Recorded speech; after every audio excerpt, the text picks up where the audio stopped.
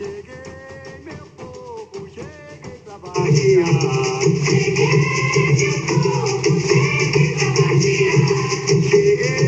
meu povo, cheguei pra vaciar. Olá, meu povo, eu cheguei para a turma aí de sexto ano, né? Cheguei aqui com sotaque pernambucano e vocês já vão entender por quê, né? Hoje nós vamos voltar a uma aula que nós já fizemos sobre dança folclórica. Mais especificamente, vamos falar sobre uma dança que é genuinamente brasileira. E sabe de onde? De Pernambuco, meu povo. Pois é, vamos falar do maracatu. Aqui alguns elementos que compõem o maracatu. Mas para que a gente possa entender, vamos ver então o conceito de maracatu. Vamos lá? O maracatu de baque virado, ou maracatu nação, é uma manifestação da cultura popular brasileira afrodescendente. Surgiu durante o período escravocrata, provavelmente entre os séculos 17 e 18, onde hoje é o estado de Pernambuco, principalmente nas cidades de Recife, Olinda e Igaraçu. Como a maioria das manifestações populares do país, é uma mistura de culturas ameríndias, africanas e europeia. Gente, maracatu é ritmo, maracatu é festa, maracatu é religião, maracatu é dança, maracatu é afro, maracatu é brasileiro. Só que vamos dar um retrocesso aí na nossa fita, né? Vocês nem conhecem mais essa coisa de fita, mas enfim. Vamos voltar um pouquinho ao passado e entender as origens disso tudo.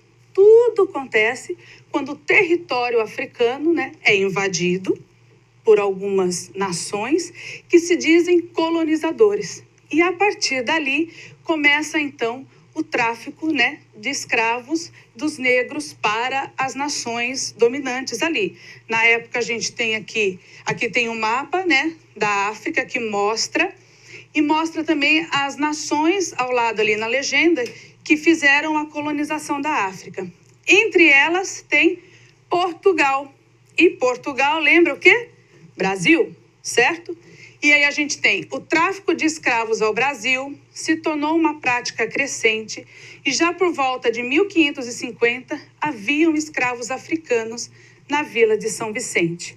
Óbvio que isso não parou aí, né? À medida que o Brasil começou a ter exploração aí da cana, ali no século XVIII, começou-se então a ter essa prática do tráfico, né, dos negros com mais frequente e dominando aí o território brasileiro. Vamos passar para o próximo? Os escravos sequestrados, aprisionados e trazidos para o Brasil nos chamados navios negreiros. Os nativos do continente africano eram submetidos a torturas diversas como o objetivo de impedir revoltas e manter a mão de obra escrava.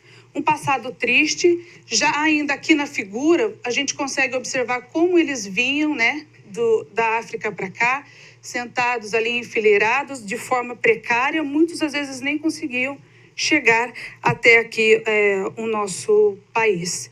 Pode passar. Trabalhando, né, começaram a ser explorados e de certa forma o território começou a ter bastante, né, homens e mulheres negras por todo o território brasileiro, trabalhando principalmente na mineração, nas plantações de café e cana-de-açúcar e nos engenhos.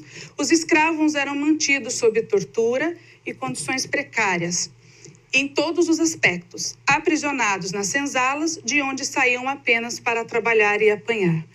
Uma coisa que a gente precisa ter noção é que quando se traz, né, não trouxe só a mão de obra no qual a gente tinha, os colonizadores, né, tinham interesse. Traz também a cultura, a crença, a religiosidade. Isso não ficou, né, na cidade natal deles, no país natal deles. Isso vem, agrega aqui a cultura já existente e mais ainda, dá origem ao nosso povo, né? Ao povo brasileiro, com todas essas tradições, com todas essas culturas, com todas essas manifestações que até hoje a gente consegue observar e apreciar aí pelo nosso país. Vamos entrar então no maracatu.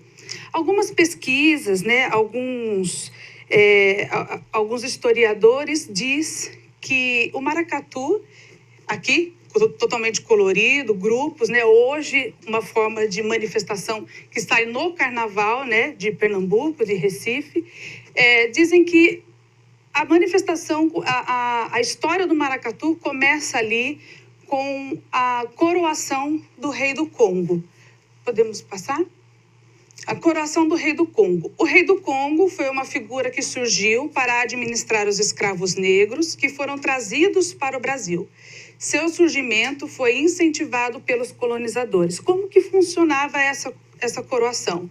Essa coroação foi incentivada pelos colonizadores a fim de que eles pudessem abarcar, que eles pudessem dominar e também ter controle da situação das manifestações africanas, né? Então, o que acontecia? No dia de Nossa Senhora do Rosário, que aí você tem um elemento do catolicismo, que é a religião que os colonizadores traz, em frente à igreja de Nossa Senhora do Rosário, acontecia a coroação, né? Embora esses elementos, as roupas, né, ali da corte e também o elemento do catolicismo, maracatu sempre foi e sempre será uma manifestação de resistência da cultura africana. Porque os eleitos, na época, os eleitos para serem coroados, o rei e a rainha do Congo, eles eram negros, né, ali, mas que faziam a interface entre, né, os colonizadores e os homens e as mulheres negras ali da senzala, né? Já que essa organização começou a ter espaço, né, começaram a ter os encontros para os rituais, para as cerimônias, né, já dentro da cultura africana, e nasce aí então o maracatu, né? O que hoje a gente vê depois, né, que acabou a escravidão, é relembrado nos carnavais aí, toda essa corte, esse desfile, esse cortejo aí, tá certo? Vamos ver um pouquinho da estrutura do maracatu? O maracatu tem dançarinos, né? E os dançarinos representam personagens históricos. Vou passar aqui rapidinho, né, para vocês. Pode ser que, aqui está escrito que de 30 a 50, mas isso varia muito da nação. Tem nação que tem mais, tem nação que tem menos, tá? Mas é formado por porta-bandeira ou porta-estandarte, dama do passo, anota a dama do passo, porque dama do passo é importante, calunga, também bastante importante, a corte, né, que é formado por casal, duque, duquesa, né? Pode ir. Tem a realeza, não pode faltar, o rei e a rainha, os escravos, né? Baianas, caboclo de pena é uma figura facultativa, pode ser que tenha, pode ser que não, em algumas nações, né? Os batuqueiros, elemento importantíssimo, as catirinas ou escravas, né? Os reis e as rainhas do maracatu, eles são títulos conquistados de forma hereditária. Lembra quando a gente falou da questão da tradição? Da hereditariedade? Então, aqui está também presente no maracatu. Vamos ver algumas figurinhas para a gente ter noção. O que o porta-estandarte faz? O porta-estandarte carrega a bandeira que representa a nação do maracatu, né? Geralmente vem escrito e sai à frente, né? A dama do passo carrega uma bonequinha chamada calunga. Aqui é um elemento muito importante, pode passar. Tem uma imagem aqui da dama do passo, né, com a calunga na mão. A calunga é um elemento sagrado dos candomblés de Pernambuco, no Brasil. Deu origem e passou a ser a figura central nos cortejos e é uma boneca de madeira ricamente vestida e que simboliza uma entidade ou rainha já morta. Sem ela, o maracatu não sai. Eu até me esqueci do início da aula, mas, né, de pedir a licença, né, aos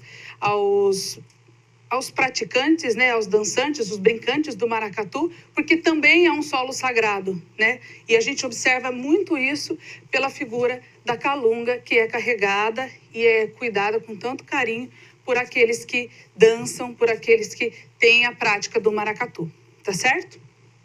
Vamos lá, falei que a calunga era importante. Aí a gente tem também o rei e a rainha da nação, que são coroados, o vassalo, que é aquele que carrega o palio, que a gente pode chamar de super guarda-sol, mas é palio o nome. as princesas do maracatu, sempre com roupas, né, bastante elegantes e coloridas. Pode ir. As catirinas, que representam as escravas, e elas dançam e cantam. Geralmente o coro do maracatu, né? Alguém fala, como a gente iniciou a aula, um canta, cheguei, meu povo, e a galera continua atrás, cheguei para vadiar. Então é bem legal ver essa união, né, dos batuqueiros, do pessoal cantando e da dança em si.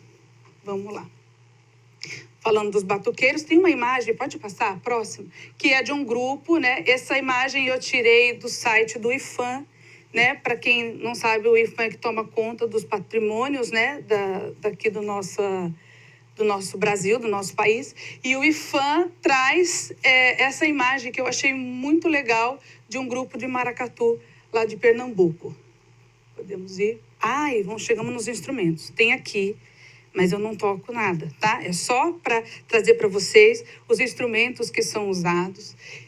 Principalmente ali a gente tem a caixa de guerra, a alfaia, né?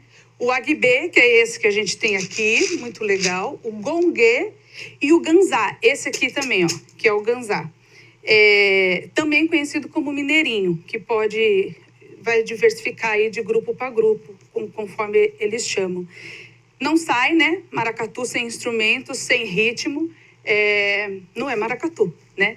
Então, muito importante os instrumentos, que pode variar de nação para nação, e a gente vai entender já o porquê. Podemos passar. Porque o maracatu, tem o maracatu nação, né? Ou de baque virado, mas a gente também tem o maracatu rural. O maracatu rural se difere dos outros exatamente pela batida, e também porque no maracatu rural a gente tem a presença dos lanceiros, né, ou dos caboclos de lança, que é formado ali, né, o maracatu rural, por trabalhadores da área rural, mais da zona da mata lá de Pernambuco. Então é uma outra forma, ele surgiu um pouco mais tardiamente, mas está aí também dentro dessa essência do maracatu, tá certo? Como toda manifestação afro, né, em algum momento da história sofreu perseguição, sofreu proibições, né, e com o maracatu não foi diferente, até porque alguns, né, seguem as regiões de matriz africana, e aí existia uma certa resistência aí para aceitação. Mas em 1990 teve uma queda, o maracatu no Recife. Mas em 1990, com algumas ações, como, por exemplo, o Movimento Negro Unificado e Chico Sainz, traz de volta, resgata o maracatu. E aí o palco não é mais só Recife. Maracatu passa a ser visto em outros estados, em outras cidades e até mesmo em outros países. Então, ali em 1990, tem esse resgate, e por todo o mundo até hoje existem os grupos de percussão que levam o maracatu para sua cultura, né, e vai apresentando e disseminando essa arte nossa, genuinamente nossa, para todo o mundo, tá certo? Vamos aqui. Tem aqui em Taubaté, até nesse período de pesquisa, eu andei conversando com algumas pessoas e foi foi maravilhoso, né, essa conversa, que tem 2 grupos de maracatu na cidade. Essa é a imagem que eu tirei do Facebook, do grupo de maracatu Baque do Vale, e tem também o grupo de maracatu Caboclos da Terra.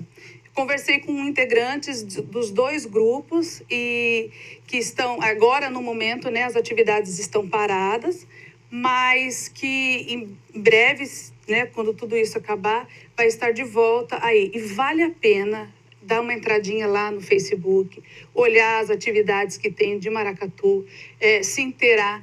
Como é importante esse estudo para que a gente possa compreender, inclusive, as nossas origens, compreender e respeitar, passar a respeitar aquilo que é cultura para o outro, aquilo que é sagrado para o outro. Então, o maracatu é secular, é tradição, né? É nosso, sim, contém elementos de religiões de matriz africana, como o candomblé, o xangô, Jurema Sagrada, né? Então, que nós possamos, a partir de agora, abrir os nossos olhos para a cultura brasileira, para a cultura afro, né? Para entender esses elementos de africanidade que existe em nós, aqui, né? No nosso país, tá certo? Vou deixar aqui para vocês as minhas referências, né? E também desejo que vocês fiquem bem. Obrigado e até logo. Mas antes de acabar, vamos ouvir mais um pouquinho de maracatu, tá bom? Até mais. Cheguei pra Bahia.